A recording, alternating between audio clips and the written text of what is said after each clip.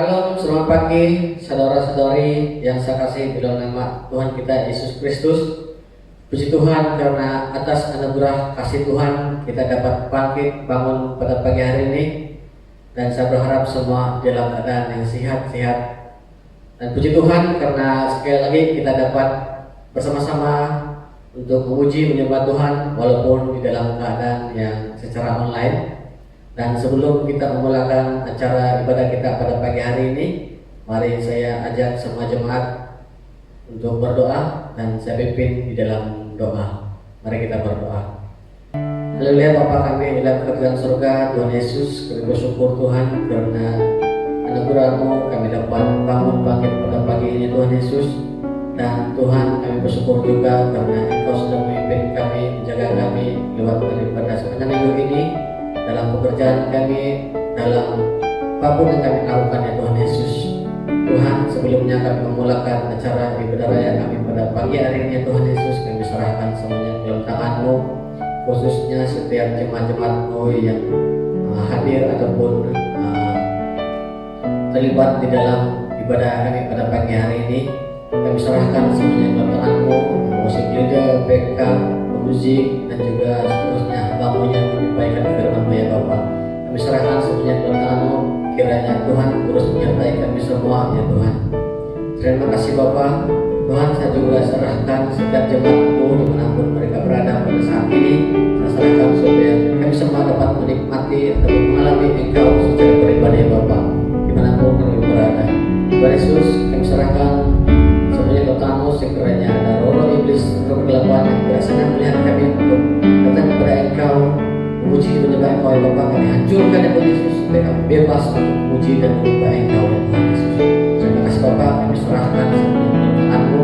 Kami mulakan ibadah yang kami pada pagi hari ini dalam nama Tuhan Yesus Kristus. Kami sudah berdoa dan bersyukur. Haleluya. Amin.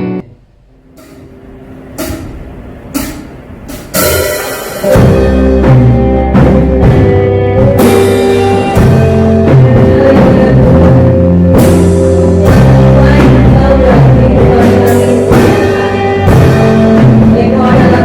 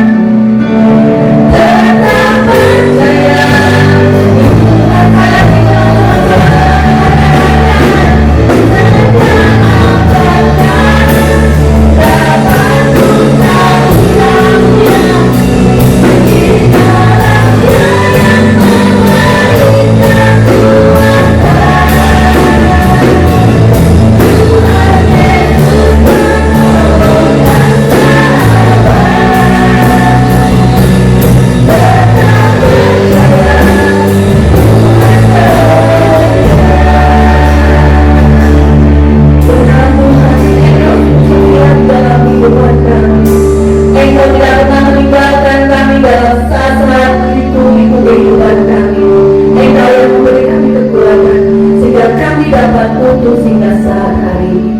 Haleluya. Terima kasih buat kasih karunia. Terpujilah nama-Mu. Di dalam dan atas nama Tuhan Yesus Kristus, kami memperalatkan doa serta permohonan kami. Amin.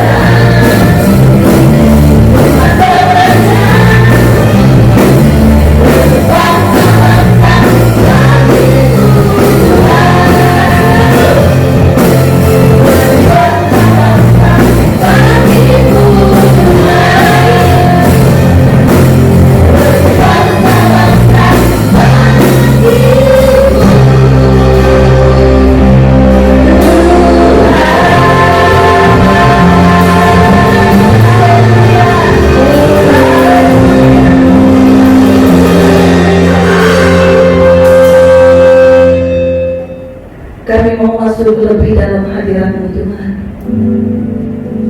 mengecapi betapa baiknya Tuhan dalam kehidupan kami. Engkau Tuhan adalah kekuatan kami. Engkau Tuhan sumber damai dalam hidup kami. Haleluya Yesus.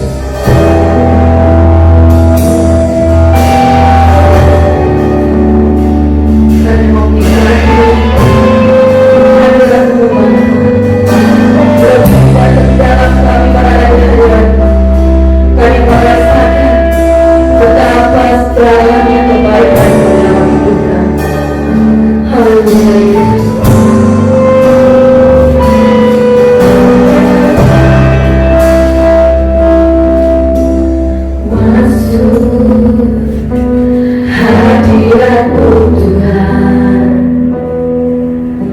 lenyap korban pujian masuk hadirat-Mu Tuhan, berhiaskan kekudusan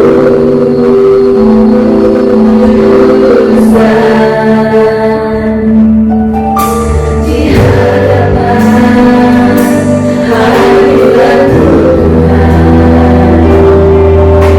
Ku rasakan kedamaian di hadapan hadirat-Mu Tuhan.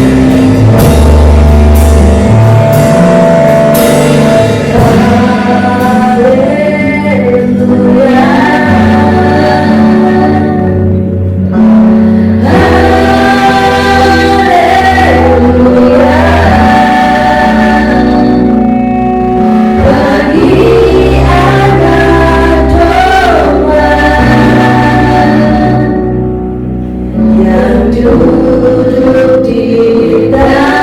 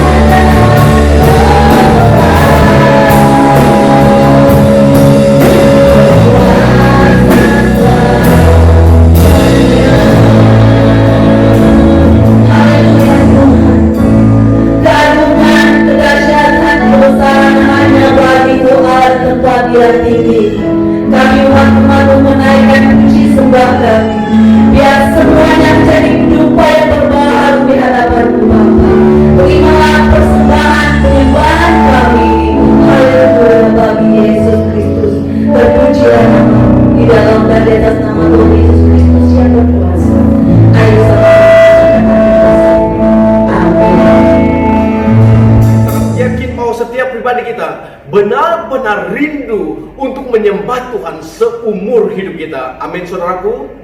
Karena kita tahu hanya Yesus satu-satunya pribadi yang layak menerima segala pujian penyembahan kita. Dan kita mengangkatkan jiwa roh kita, mengangkatkan seluruh hidup kita kepada Tuhan sebagai Allah yang hidup selama-lamanya. Haleluya, saudaraku. Dan sebelum kita mendengar firman Tuhan, mari kita datang kepada Tuhan. Saya akan pimpin kita di dalam doa. Bapa di surga, hamba-Mu datang kepadamu, bersyukur karena Engkau begitu baik dan luar biasa. Engkau telah hadir dalam pujian penyembahan kami. Dan biarlah kiranya setiap kami diangkat roh kami, jiwa kami, semangat kami untuk mau belajar kebenaran firman Tuhan. Dan biarlah kiranya kami akan menikmati hadirat-Mu sepanjang masa melalui kebenaran firman-Mu itu, supaya kami tahu bahwa pribadi yang terbaik dalam kehidupan kami adalah Yesus. Terima kasih Bapa, di dalam nama anak-Mu Yesus Kristus, hamba-Mu sudah berdoa. Amin. Saudaraku, mari kita membuka di dalam Ibrani pasal 8 ayat 1 hingga ayat 13 yang berkata demikian. Inilah perkara penting daripada apa yang kami katakan. Kita mempunyai imam agung seperti itu. Dia duduk di sebelah kanan takhta Allah yang maha besar di surga. Dia bertugas sebagai imam agung di bilik maha suci, di dalam kemah Tuhan yang sejati dan yang didirikan oleh Tuhan, bukan oleh manusia. Saudaraku, kita boleh membaca sampai ayat 13, tetapi saya hanya membaca ayat 1 dan 2. Dan saya juga mau membaca di dalam pasal 7, yaitu pasal sebelumnya, pasal 7 ayat 26 hingga ayat 28 yang berkata demikian. Dengan demikian, Yesuslah imam agung yang kita perlukan. Dia suci, padanya tidak terdapat kesalahan ataupun dosa. Dia dipisahkan daripada orang berdosa dan dinaikkan ke tempat yang lebih tinggi daripada langit. Dia tidak seperti imam-imam agung lain yang setiap hari mempersembahkan korban, pertama sekali untuk dosa sendiri dan kemudian untuk dosa umat.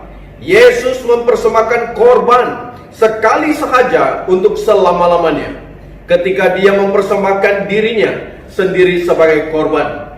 Taurat Musa melantik manusia yang tidak sempurna menjadi imam agung, tetapi janji Allah yang disertai sumpah dan yang datang kemudian daripada Taurat telah menjadikan anak penyelamat yang sempurna selama-lamanya.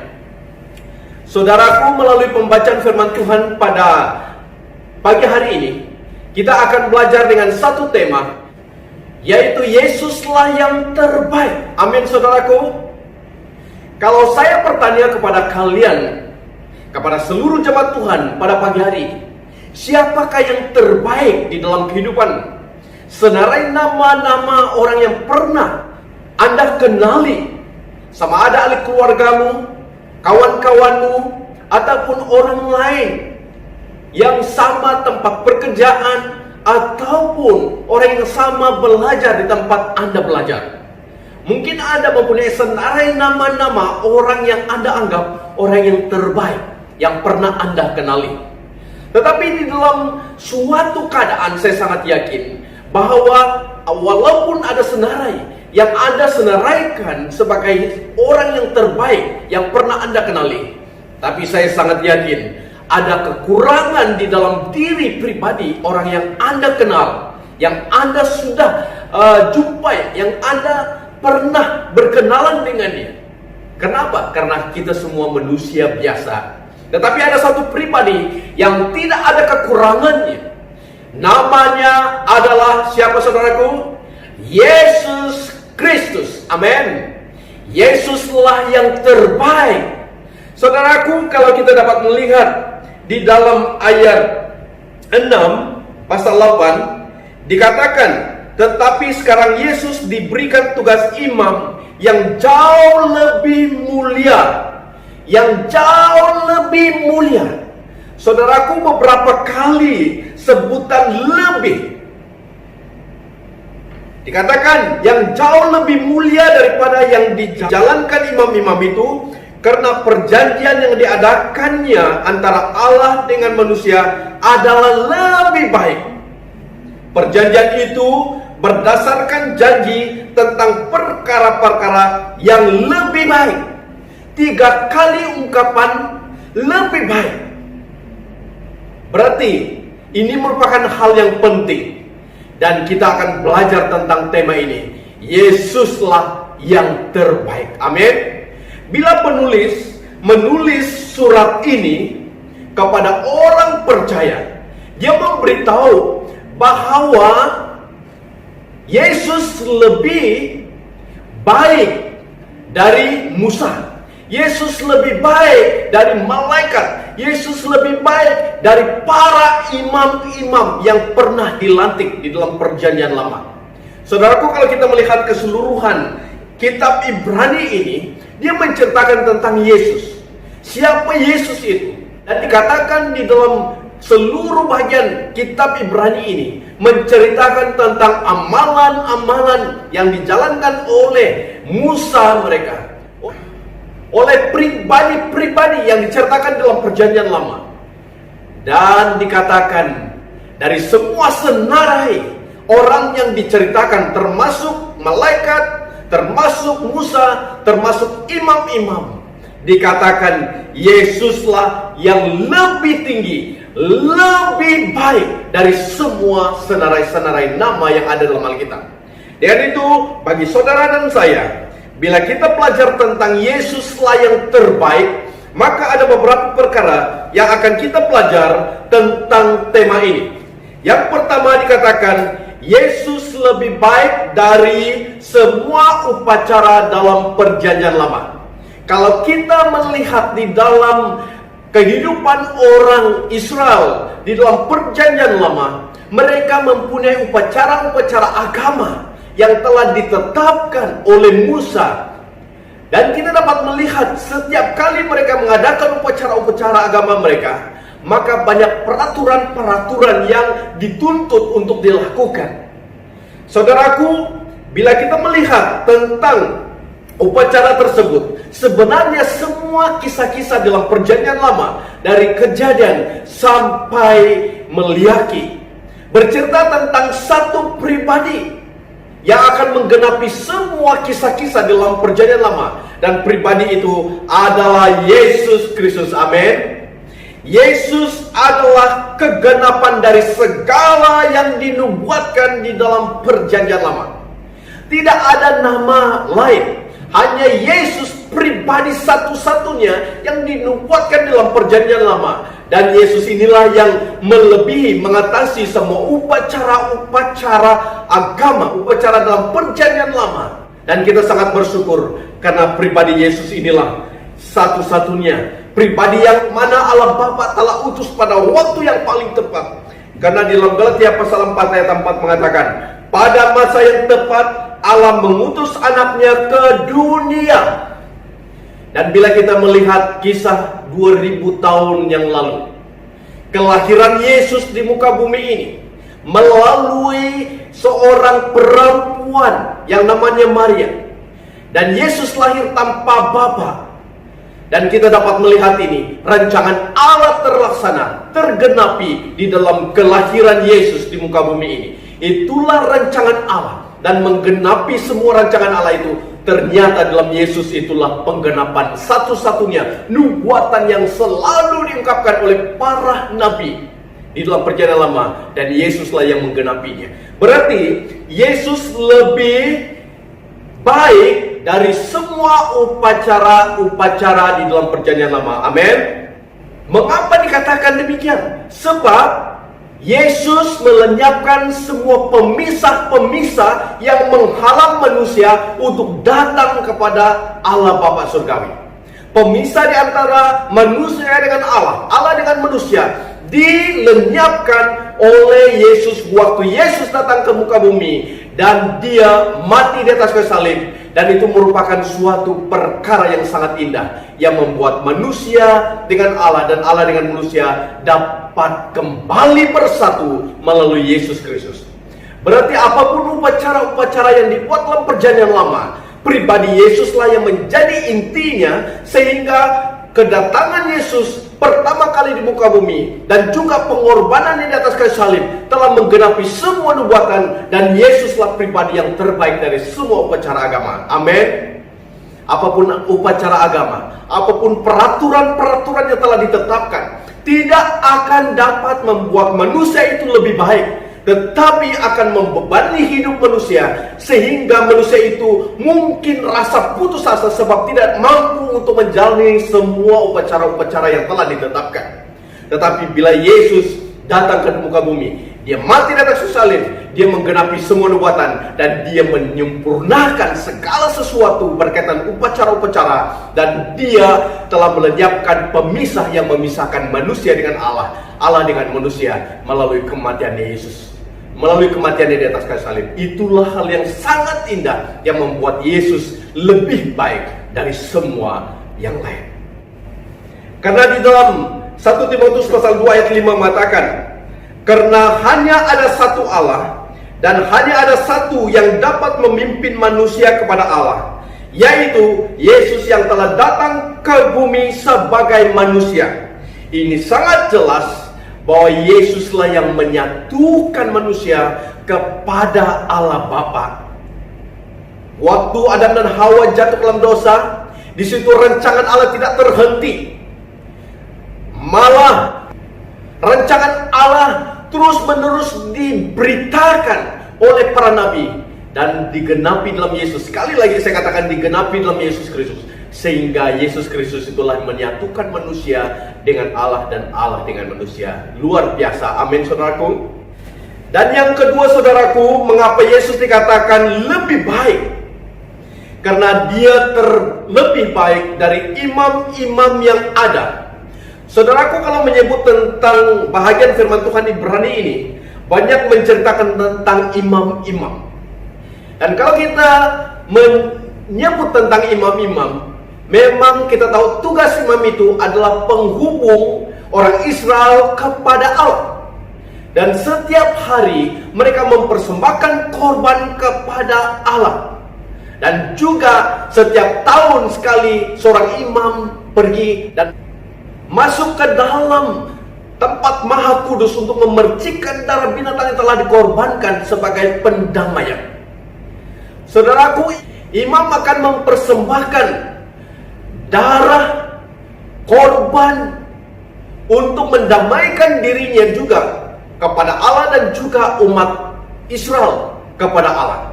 Tetapi itu dibuat setiap masa, setiap hari, setiap tahun.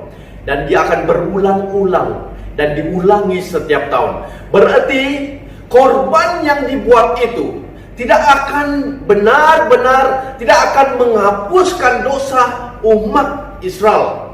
Tapi itu sebagai lambang. Tapi bersyukur karena seorang imam yang telah datang di dalam firman Tuhan ini diceritakan namanya Yesus. Dia lebih tinggi daripada imam-imam yang pernah ada dalam perjanjian lama. Karena imam-imam yang ada dalam perjanjian lama dilantik oleh manusia. Tetapi imam agung kita Yesus Kristus adalah ditentukan oleh Allah sendiri. Dan dia adalah Tuhan kita dan imam pengantara Anda dan saya kepada Allah Bapa surgawi. Amin saudaraku. Dan kita dapat melihat tidak ada imam besar yang setanding dengan Yesus. Karena dalam ayat 1 dikatakan perkara ini. Inilah perkara penting daripada apa yang kami katakan. Kita mempunyai imam agung seperti itu. Dia duduk di sebelah kanan takhta Allah yang maha besar di surga. Tidak ada imam yang boleh menandingi Yesus Kristus. Dia adalah imam yang paling baik dan imam agung yang terbaik. Dan satu-satunya imam agung kita sebagai penghubung kepada Allah Bapa surgawi. Dan tidak ada yang setanding dengan dia di dalam pelayanan. Karena dalam ayat 2 pasal 8 dan ayat 6 dikatakan, dia bertugas sebagai imam agung di bilik maha suci di dalam kemah Tuhan yang sejati dan yang didirikan oleh Tuhan, bukan oleh manusia. Berarti dia sedang berada di sebelah kanan Allah Bapa surgawi, dan dia sedang melayani di kemah yang bukan dibuat oleh tangan manusia, seperti mana kemah suci yang dibuat oleh Musa.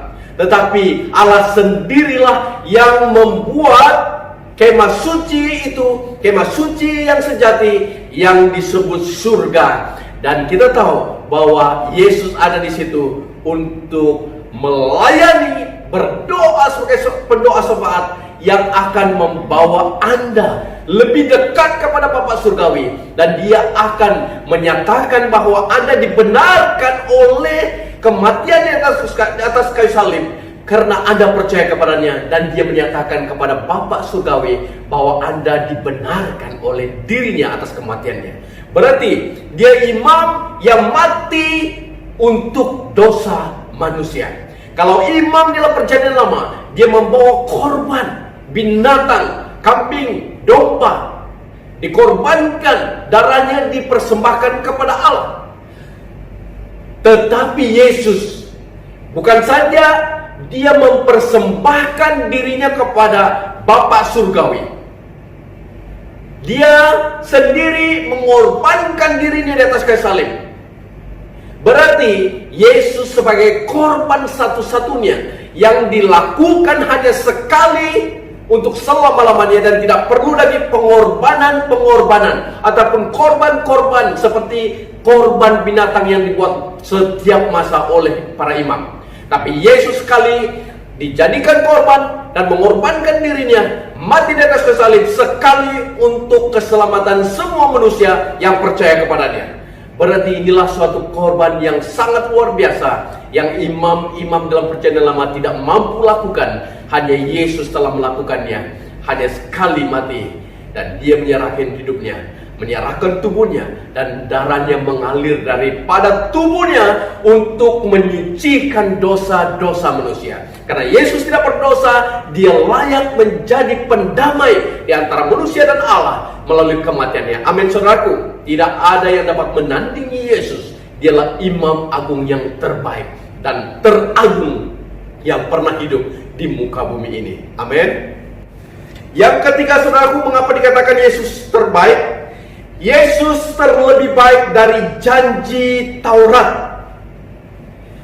Saudaraku, kalau Musa dipakai Tuhan untuk menyampaikan, ataupun Tuhan memberikan 10 perintah kepada Musa untuk disampaikan kepada orang Israel, dan kalau menyebut tentang hukum Taurat, bukan saja 10 hukum, tetapi banyak hukum-hukum yang telah ditetapkan untuk dipatuhi oleh orang-orang Israel.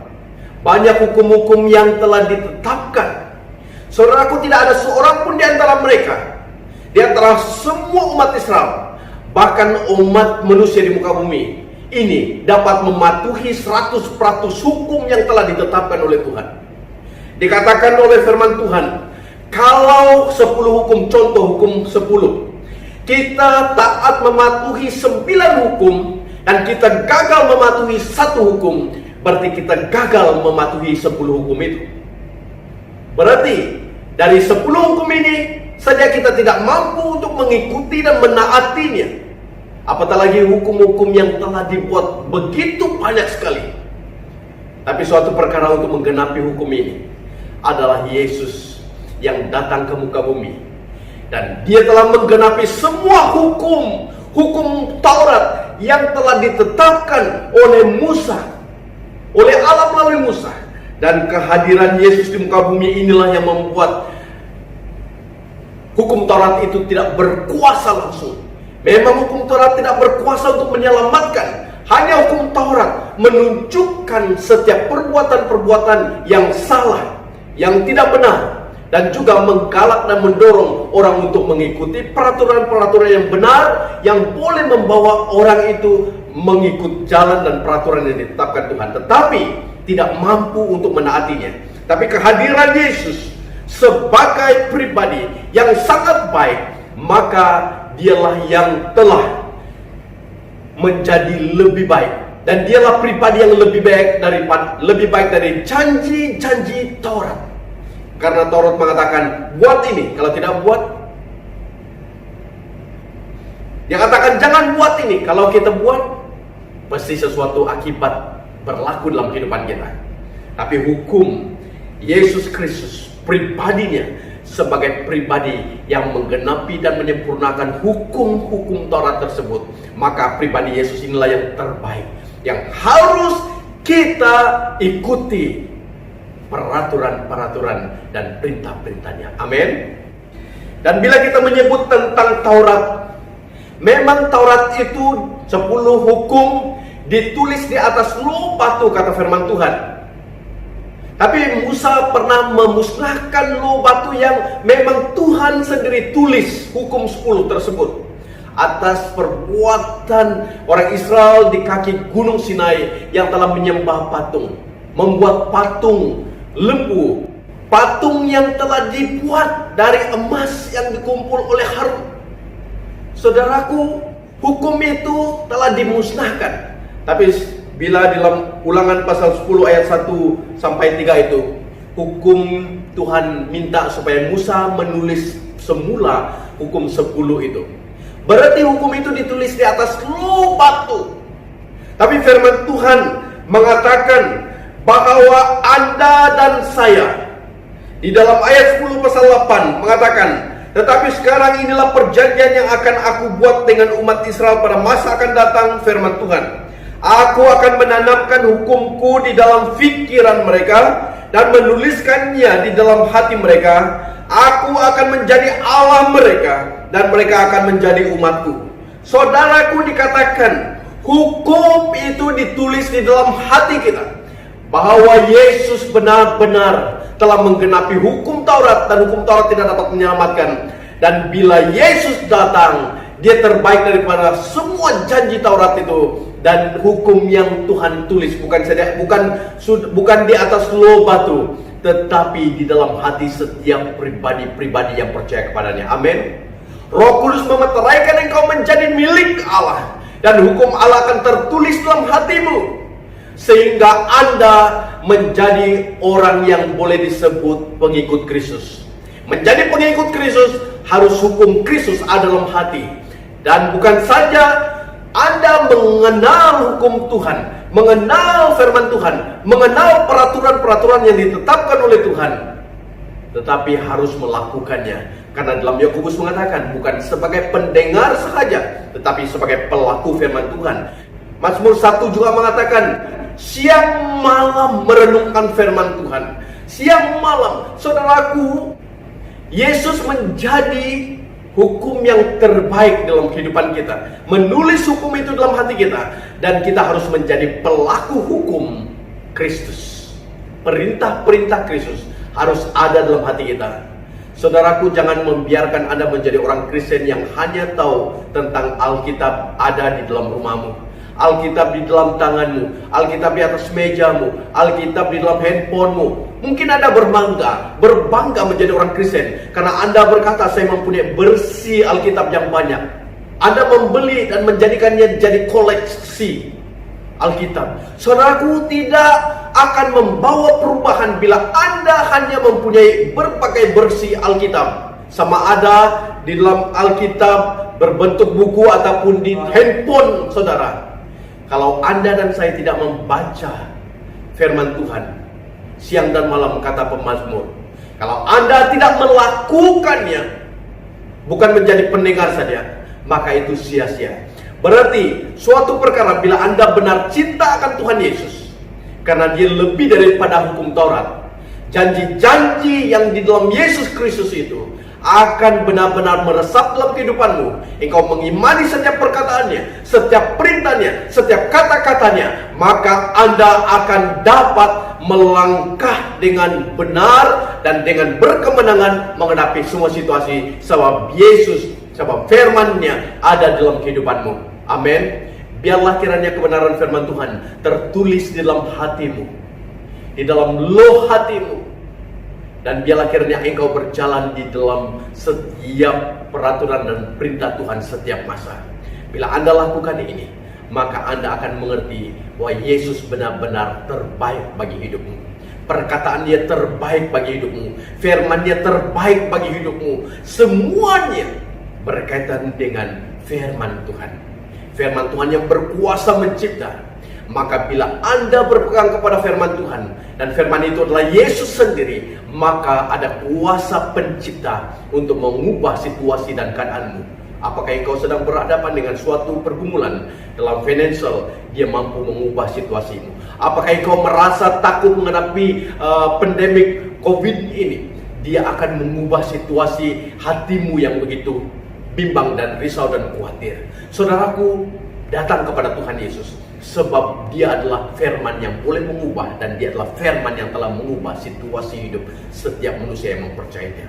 Dia lebih baik dari semua janji-janji hukum Taurat, dan hukum Taurat digenapi dalam diri Yesus Kristus yang adalah firman Tuhan. Amin. Saudaraku yang terakhir, mengapa dikatakan Yesus terbaik?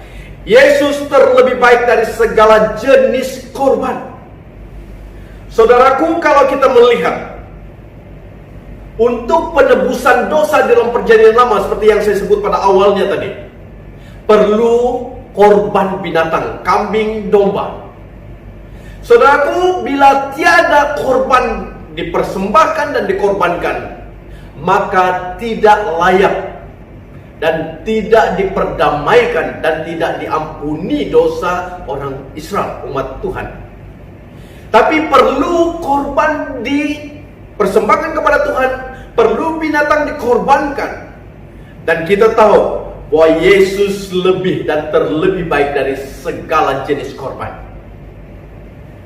Karena dalam Imamat pasal 4 ayat 1 hingga 35 bercerita tentang korban-korban binatang yang perlu dikorbankan. Tetapi cukup bila Yesus mati di atas kayu salib. Dialah korban yang terbaik, dan darahnya yang terlebih baik dari segala darah binatang. Saudaraku, Ibrani pasal 9 ayat 14 mengatakan, jika orang dapat disucikan dengan cara itu, maksudnya ayat sebelum dikatakan darah kambing dan darah lembu jantan serta abu daripada korban anak lembu dipercikan ke atas orang yang najis menurut peraturan agama, perbuatan itu menyucikan mereka daripada semua yang menajiskan mereka. Kalau kata firman Tuhan, jika orang dapat disucikan dengan cara itu, kata firman Tuhan, darah Kristus lebih berkuasa pula, amin. Melalui roh yang kekal, Kristus mempersembahkan dirinya sendiri kepada Allah sebagai korban yang sempurna. Darahnya akan menyucikan hati nurani kita daripada upacara agama yang sia-sia, supaya kita boleh mengabdikan diri kepada Allah yang hidup. Saudaraku, darah Yesus Kristus lebih baik dari semua dan dari segala jenis binatang, dari segala jenis darah binatang. Saudaraku, saya berpikir, kalaulah Yesus tidak datang ke muka bumi ini, sampai hari ini semua umat Israel, bahkan semua umat manusia mungkin menggunakan darah binatang. Menggunakan binatang perlu dikorbankan. Darahnya menjadi perdamaian kepada ilah-ilah, kepada dewa-dewa, kepada Tuhan-Tuhan mereka. Ada yang sampai hari ini, kaum-kaum tertentu yang belum percaya kepada Tuhan masih menggunakan korban darah. Tetapi tahukah Anda kalau ini berlarutan dan berterusan, kalau Yesus tidak datang sebagai korban yang menghapus dosa manusia, semua binatang di manapun, di merata tempat, binatang peliharaan ataupun binatang liar, saya rasa mungkin tidak mencukupi untuk semua kita.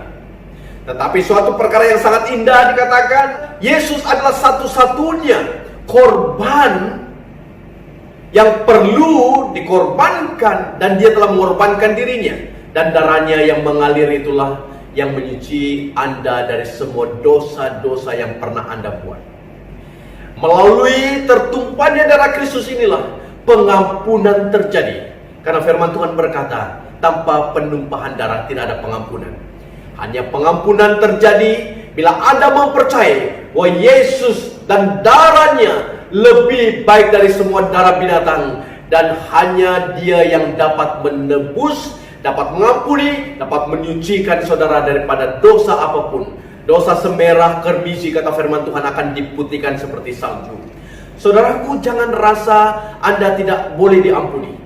Yesus sudah mengampuni Anda, siap mengampuni Anda, dan mau mengangkat Anda, dan darahnya telah tercurah untuk menebus engkau daripada setiap dosa-dosa apapun.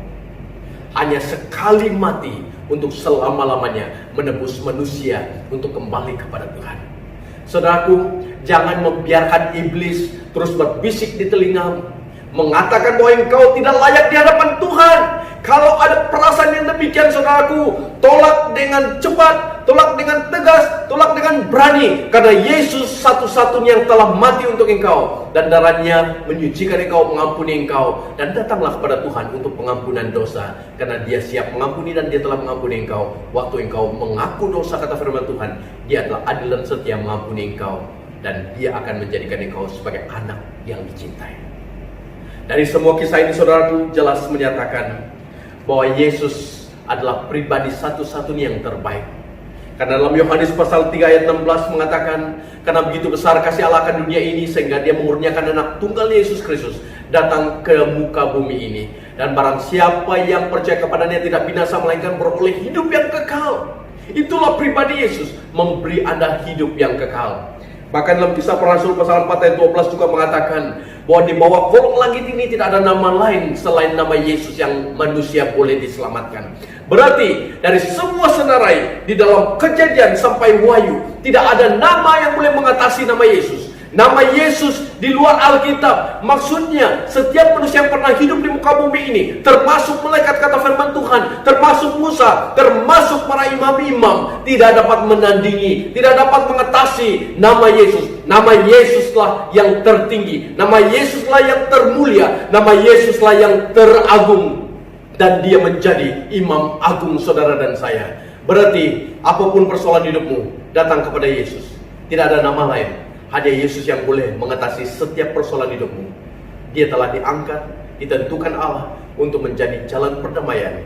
Dan Yesus adalah yang terbaik dari semua nama-nama di muka bumi ini. Mungkin Anda berkata, pastor kami yang terbaik, pemimpin kami yang terbaik, suami saya yang terbaik, istri saya yang terbaik, anak saya yang terbaik, bapak saya yang terbaik, ibu saya yang terbaik, kawan saya yang terbaik, kawan sepejabat saya yang terbaik.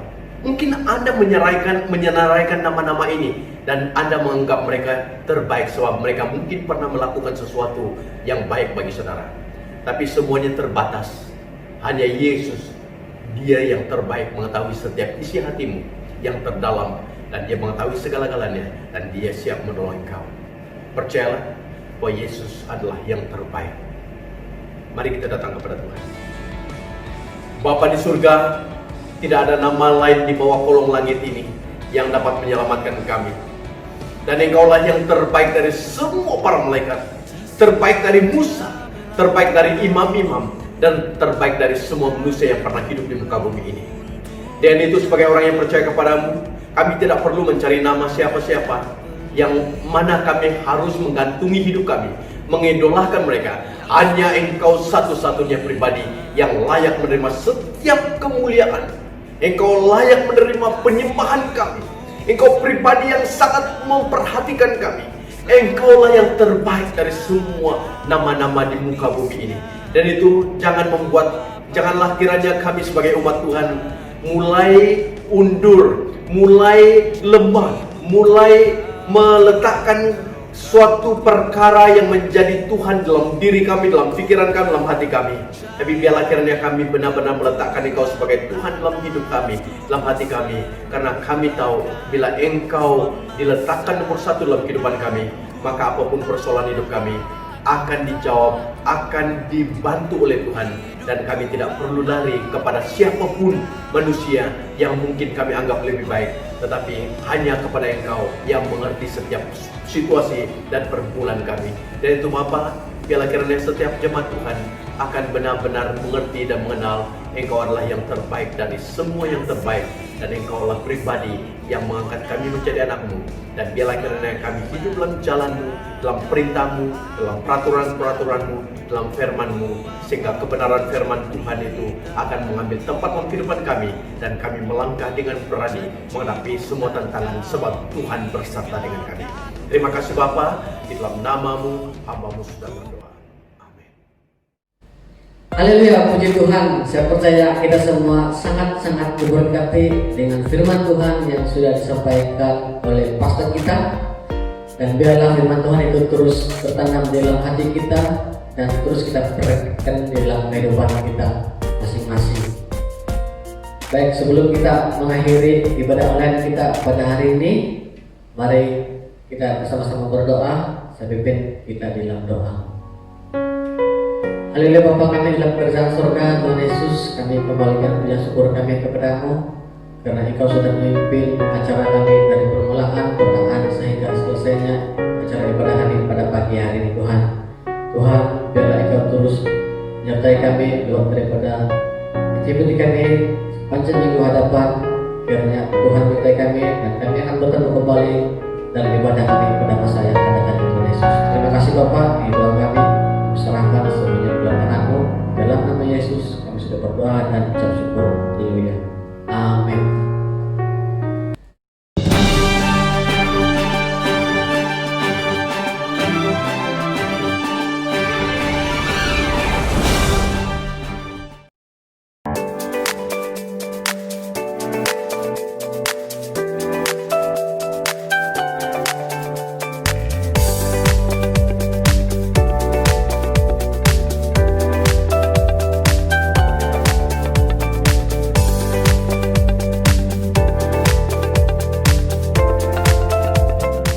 Jumpa Anda